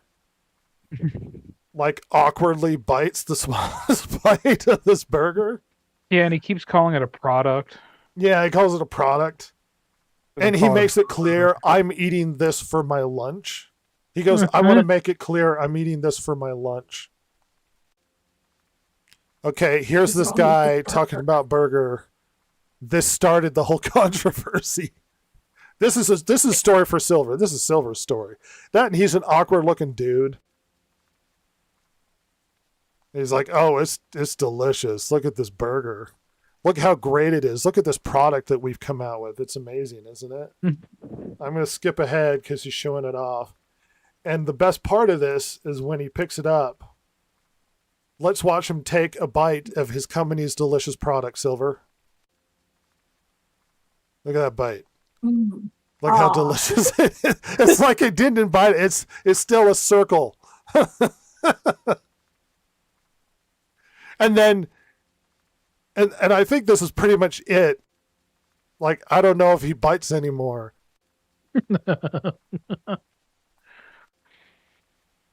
And you got, well, that's kind of stupid and awkward. Well, it gets funner because then the Burger King CEO, he comes out and he eats the company's burger. And he's like, "Hey, our burgers are also baller." And he takes big old bites. And they're like, "You know what? Burger King CEO looks like he likes their food."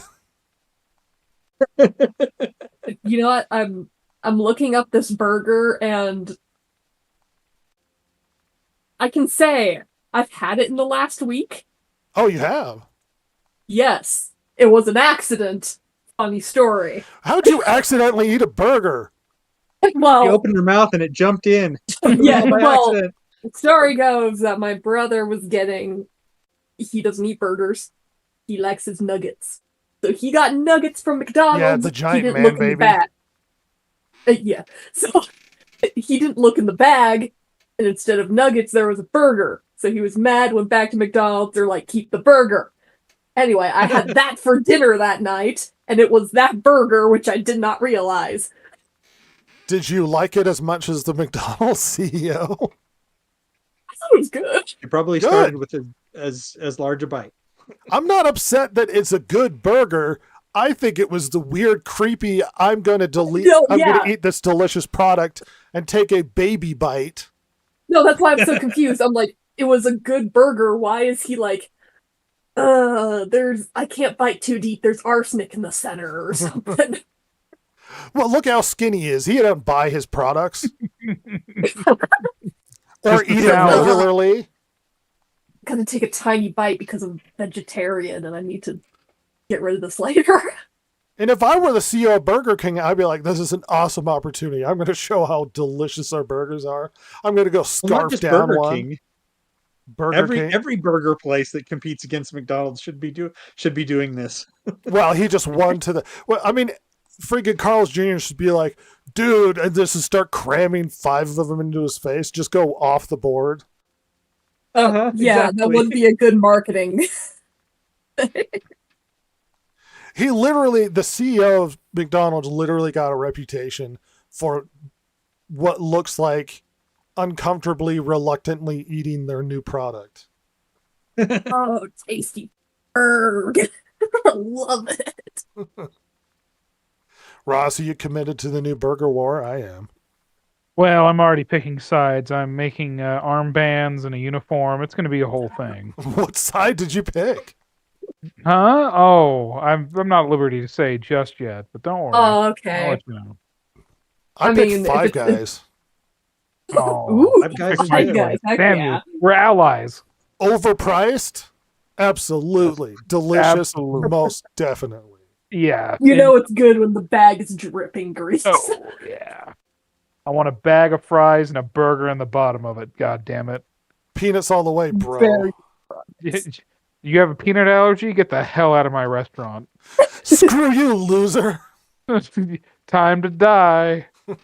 This place is not for you. Get that out of here. It's time to leave.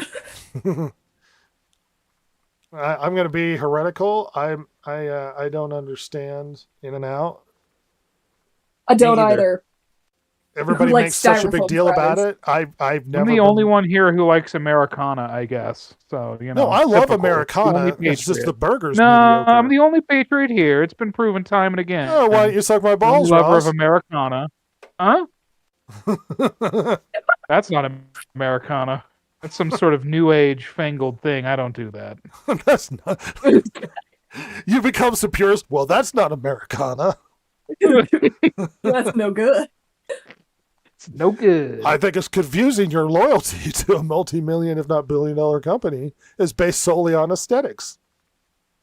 Yeah. I mean, listen. It's the one thing that's come out of Southern California that isn't complete dog shit. All right.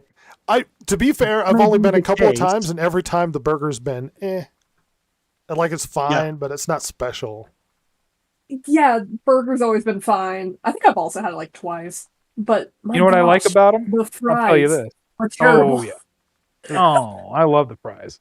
But The ball taste. if you ask for onion, they give you a whole ass slice of onion, not like two little dribbles of onion. It's onion. I mean, it sounds great. We get a comment. Are y'all familiar with Freddy's Steak Burgers? No, not in this part of the world. I know of it, but I've never been to one. That seems East Coast. Culver's. I like Culver's. Is okay. Steak, Buttery. burgers. Carl's In Jr. the has kind of chest. gone downhill lately. So is Burger King, this is a good PR move for Burger King. Oh wait, no, I have been to Freddy's. They have one down. Jason, we are in It's a mysterious. ways from here. Jason, shut the fuck up. We are in the mysterious part of the world, in the center of the country somewhere. Jason, So I was saying it's a ways from here. uh-huh. You know, this burger looks good. I mean, it might be good. I don't care if it's good. It's just Fries were kind of on the so-so side, but the burger was okay. It looks heart attack inducing, and I love me some heart attack. well, I look forward to Taco Bell winning the franchise war. Yes, that's what I've been waiting for. This God, I hope so Wait, too. burger. Means they'll have to lower their prices to compete. Jesus. Supposedly there's love a new that they Demolition changed to Man one the coming. It's gonna be terrible. Oh. There's not a new Demolition Man coming. Hold on. I just saw news of this. I love that they changed the franchise that won the franchise war based on where they were broadcast or where they were showing the movie. It Yeah. only changed for Europe because he didn't know what Taco Bell was. Yeah. Wait, here we No, go. Pizza Demolition Hut. Man 2 is officially in development with Warner Bros. As confirmed by Sylvester Stallone. Is Rob Schneider in it? Because he's supposed to be in it. That would Oh, I be don't Judge know. Dredd, wasn't it? No, Rob Um, Schneider is in Demolition Oh no, Man. you're right. Yeah. He's the one that laughs at him for not understanding the three the shells. three seashells. Yeah. And Rob Uh, Schneider was getting around with weird sci-fi movies in the 90s, huh?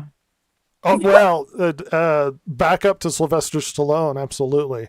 And then remember when he was the animal and that one Yeah, chick that lost but everybody loved in Survivor was in it? Oh yeah. And then he was Deuce Bigelow. And then he was just lagger on to Ben Stiller films. Just extra Just a guy. racially ambiguous guy. He's supposed to be Hawaiian in 51st Dates. Hmm. He's weird redneck guy encouraging Bobby Boucher to go bone some chick, even though he doesn't understand what it means. And Waterboy screaming, "You can do it," which is encouraging. He's a positive man. You. He can play. He can play. He's so racially ambiguous. He can play tons of different races. I think he's part Asian, like Japanese. He's part Filipino. Filipino. There you go. Yeah. Also played a Mexican in Ridiculous Yep. Six. That's right. He is not afraid. No, that man is unafraid. Demolition Man doesn't work if Rob Schneider's not in it, and Taco Bell isn't a heavily featured product. There, I Only said it. says Sylvester Stallone's confirmed, Wesley Snipes is rumored, and that's it. He's dead. They shattered him to pieces. Yeah, great question. Maybe it's It a just says clone. rumored. All the King's horses and all the King's men put Wesley Snipes' little pieces of Wesley back together again. For a second, I thought you meant Wesley Snipes was dead, and I was like, I don't think that's true. Financially, maybe. No, That one. He He's didn't just pay sitting there with his taxes. eyes closed, refuses to open it. I like that Red Letter Media owns one of the dummies of Sylvester Stallone in the tank being frozen in Demolition Man. Yes, you showed me that, and it was disturbing. The naked version of Sylvester Stallone frozen in the tank for Demolition Man. Yeah. It's pretty sweet. Well, it's been a swell podcast, and this late at night, we've had a good participation in our mysterious viewer. I appreciate you coming along, and I appreciate anybody who watches this silently or otherwise. Please like, comment, subscribe. Please. I know. I always feel like one of those weird, like, you gotta subscribe, guys. We're gonna get our numbers up. Well, I want to be obscure forever. Yeah, make us famous, damn it. Make it so only the hipsters like us.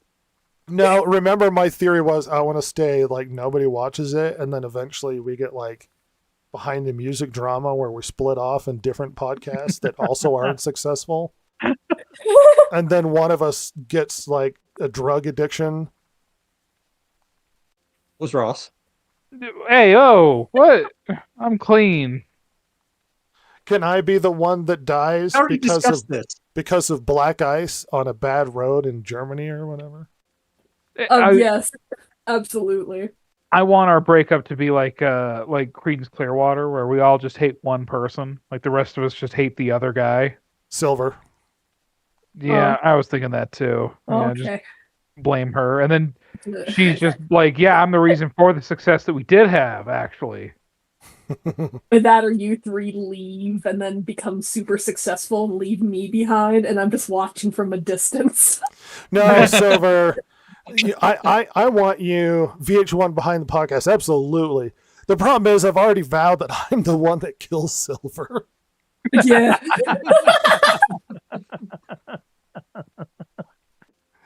I will be Still, your doom. Nash and Young. That is good, Sonic. That is good. I've debated silent choking from behind, elaborate Rube Goldberg machine. Please do the Rube Goldberg machine. Well, the problem is then it fails and the little guy doesn't jump into the pool like right, and you have to like set it up again. It's like, okay, wait a minute. That, or we can do that idea we had where it's like you're doing a like a let's play. And you have the face camera on you, and it's just like you slowly, like hesitantly look over your shoulder, like something weird is going on in the background. Just as somebody tied in the chair behind me. Yeah. I don't talk about it. I just do the let's play. Like, yeah, like, you don't acknowledge it, but something weird is just going on back there. And over weeks of doing this, I eventually like, shut up back there. You disappear off screen and you just see like a flash of light as like you electrocute me. I come back, there's blood on my hands. I don't talk about it. Yeah, you're just like, okay, let's continue. People are calling the police on me. They don't know what I'm doing. Yeah. You're in an undisclosed location. How are they going to figure it out? Anything for content. I'm that much of a shill. Well, it's been a special podcast. Thanks for coming along. We will see you guys next Saturday, as we always stream every Saturday. And look forward to clips of this podcast as Jason slowly crams those out onto the internet and tries to leak more views. Yes. I have more episodes of our review / whatever of Fallout, which me and Ross hate. So look forward to that. Eventually we will see the Roger Moore era of James Bond for media illiterate. The first set was a lot of fun. Yeah, go ahead, Ross. I'm excited. I'm excited. It's an enjoyable bunch of movies, in my opinion. Sweet, everybody. Let's go.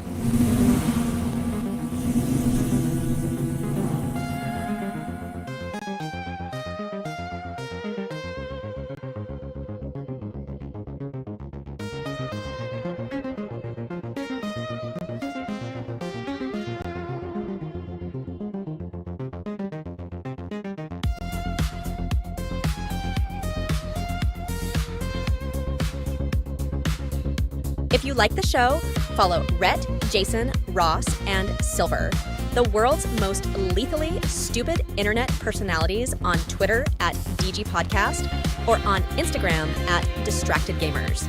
If you liked or hated what you heard here today, you can email them at thedistractedgamers@gmail.com and share your feelings.